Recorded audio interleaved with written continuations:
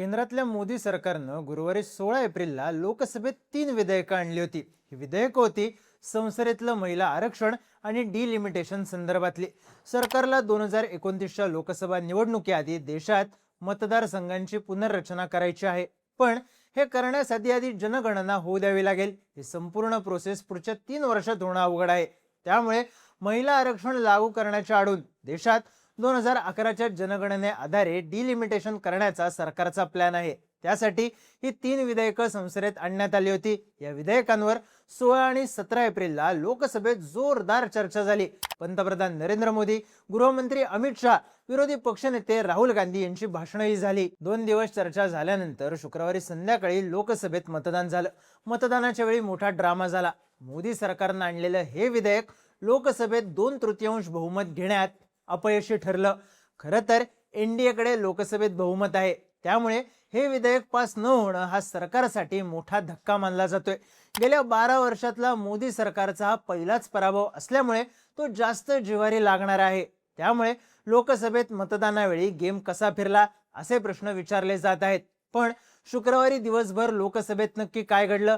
सरकारने आणलेली विधेयकं लोकसभेत पास का होऊ शकली नाहीत? संसदेत सरकारचा गेम कसा झाला? पाहूयात या व्हिडिओमधून. नमस्कार, मी चिन्मय आणि तुम्ही पाहताय बोलबिडू. सगळ्यात आधी शुक्रवारी दिवसभर लोकसभेत काय झालं ते पाहू. लोकसभेत शुक्रवारी दिवसभर या विधेयकांवर वेगवेगळ्या पक्षांच्या नेत्यांची भाषणं झाली. दुपारी 2 वाजताच्या सुमारास विरोधी पक्षनेते राहुल गांधी यांचं भाषण झालं. यावेळी बोलताना त्यांनी सरकारवर टीका करत हे सरकार भित्र असल्याचं म्हणलं. राहुल गांधी म्हणाले, देशाच्या राजकारणात जे काही घडत आहे त्यामुळे सरकार घाबरलं आहे. सत्ता कमकुवत व्हायला लागली आहे. म्हणूनच हे सरकार निवडणुकीचा नकाशा बदलण्याचा प्रयत्न करतंय. पण आम्ही तुम्हाला तसं करू देणार नाही.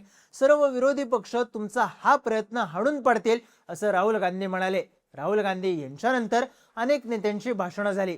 सुरुवातीला मतदान दुपारी 4 वाजता होईल असं म्हणलं जात होतं. पण नेत्यांच्या भाषणांमुळे ही वेळ लांबली. अखेर संध्याकाळी 6 वाजताच्या सुमारास गृहमंत्री अमित शहा यांच्या भाषणाला सुरुवात झाली. अमित शहा यांनी आपल्या भाषणात या विधेयकाचा विरोध करणाऱ्यांवर जोरदार टीका केली.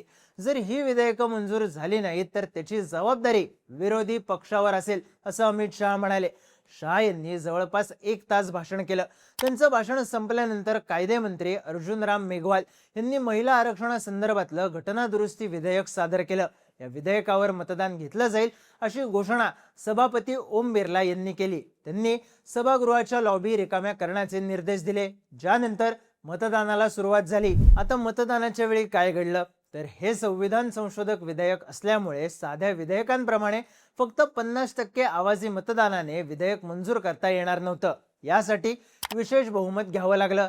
याचा अर्थ काय तर लोकसभेच्या एकूण 543 खासदारांपैकी 50% म्हणजे 272 खासदारांची उपस्थिती अनिवार्य होती. याशिवाय जेवढे खासदार उपस्थित आहे त्यापैकी विधेयकाला 2/3 खासदारांचा पाठिंबा मिळणं आवश्यक होतं. आता 528 खासदारांनी मतदान केलं. याचा अर्थ हे विधेयक मंजूर होण्यासाठी 352 मतांची आवश्यकता होती. पण विधेयकाच्या बाजूनं मतं पडली 298 आणि विधेयकाच्या विरोधात मतं पडली 230. याचाच अर्थ हे विधेयक 54 मतांच्या फरकानं नामंजूर झालं. ही घटना फार मोठी आहे, कारण 12 वर्षांच्या काळात मोदी सरकारला सभागृहात एखादं विधेयक मंजूर करण्यात अपयश आल्याची ही पहिलीच वेळ आहे. जर सत्ताधारी एनडीएचा विचार केला तर एनडीएकडे लोकसभेत 292 खासदार आहेत तर विरोधकांकडे 232 खासदार आहेत. म्हणजे झालं काय तर सत्ताधारी एनडीएला त्यांच्या संख्याबळापेक्षा 6 जास्तीची मतं मिळाली आहेत. म्हणजेच विरोधी पक्षातल्या 6 खासदारांनी एनडीएच्या बाजूने मतदान केलंय. दुसरीकडे इंडिया आघाडीला त्यांच्या संख्याबळापेक्षा 2 खासदारांची मतं कमी मिळाली. तसं पाहिलं तर लोकसभेत एकूण 3 विधेयकं सादर होणार होती. पहिलं विधेयक महिला आरक्षण विधेयक, दुसरं विधेयक डिलिमिटेशनचं आणि तिसरं विधेयक केंद्रशासित प्रदेश कायदे सुधारणा विधेयक होतं. मात्र पहिलं विधेयकच नामंजूर झाल्यामुळे पुढची दोन्ही विधेयकं सभागृहात सादर करण्यात आली नाहीत. ही तिन्ही विधेयकं एकमेकांशी संबंधित असल्यामुळे त्यांच्यावर मतदान करण्याची आवश्यकता नाही हे कारण देत सरकारने या विधेयकांवर मतदान घेण्यास नकार दिला. दरम्यान हे विधेयक नामंजूर झाल्यानंतर काँग्रेसचे खासदार आणि लोकसभेचे विरोधी पक्षनेते राहुल गांधी यांनी माध्यमांना प्रतिक्रिया दिली. निवडणूक संरचना बदलण्याचा सरकारचा प्रयत्न होता, तो आम्ही हाडून पाडलाय. आता मी पंतप्रधान मोदींना सांगू इच्छितो की 2023 महिला आरक्षण विधेयक मांडा, त्याची अंमलबजावणी आजपासून करा. त्याला सगळे विरोधी पक्ष 100% पाठिंबा देतील असं राहुल गांधी म्हणाले. तर खासदार प्रियंका गांधी यांनी सुद्धा हे विधेयक नामंजूर झाल्याबद्दल खासदारांचे आभार मानले. महिला आरक्षणाला अशा प्रकारे परिसीमनासोबत जोडणं ज्यामध्ये ओबीसींचा समावेश नाही अशा जुन्या आरक्षणावर आधारित हे विधेयक संमत होणं शक्यच नव्हतं. हा भारताच्या लोकशाहीचा आणि अखंडतेचा सगळ्यात मोठा विजय असल्याची प्रतिक्रिया प्रियंका गांधींनी दिली आहे. या विधेयकाला दक्षिणेतल्या राज्यांचा सगळ्यात जास्त विरोध होता. परिसीमन विधेयकामुळे उत्तर भारताच्या तुलनेत दक्षिणेतल्या राज्यांना कमी प्रतिनिधित्व मिळून त्यांच्यावर अन्याय होत असल्याचं दक्षिणेतल्या राज्यांचं म्हणणं होतं. हे विधेयक नामंजूर झाल्यानंतर तमिळनाडूचे मुख्यमंत्री एम.के. स्टॅलिन यांनी यावर प्रतिक्रिया दिली.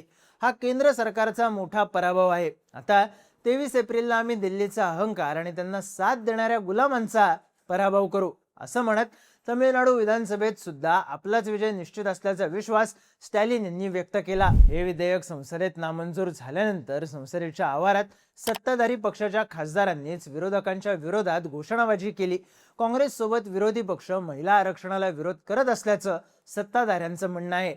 भाजप आणि इंडियाच्या सगळ्या पक्षांचे खासदार शनिवारपासून इंडिया आघाडीच्या खासदारांच्या घराबाहेर आंदोलन करणार असल्याचं सुद्धा सांगितलं जात आहे. आता हे विधेयक मंजूर न झाल्यामुळे 2029च्या निवडणुकांवरती काय परिणाम होईल तर 2029च्या लोकसभा निवडणुका सध्याच्या म्हणजेच 543 जागांसाठीच होतील. म्हणजेच मतदारसंघांची पुनर्रचना होणार नाही आणि लोकसभेच्या जागांची संख्याही वाढणार नाही. याचा अर्थ 33% महिला आरक्षणही लागू होणार नाही. सरकारचं म्हणणं होतं की जर विधेयक मंजूर झालं तर आरक्षणाच्या तरतुदी 2029 पासूनच लागू होऊ शकतील, पण आता हे शक्य नाही. आता नवी जनगणना होऊ द्यावी लागेल, त्यानंतर डिलिमिटेशन होईल, ज्यानंतरच महिला आरक्षण लागू केलं जाईल. मुळात मोदी सरकारने ऐतिहासिक विधेयकं म्हणत ही तिन्ही विधेयकं लोकसभेत आणली होती, पण ही विधेयकं मंजूर न झाल्यामुळे गेल्या 12 वर्षातला मोदी सरकारचा हा सगळ्यात मोठा आणि ऐतिहासिक पराभव असल्याचं आता म्हणलं जातंय. पण लोकसभेत घडलेल्या या सगळ्या घडामोडींबद्दल तुम्हाला काय वाटतं? तुमची मतं आणि प्रतिक्रिया कमेंट करून नक्की सांगा आणि माहितीपूर्ण व्हिडिओज पाहण्यासाठी बोलबिडूच्या YouTube चॅनलला सबस्क्राईब करायला विसरू नका.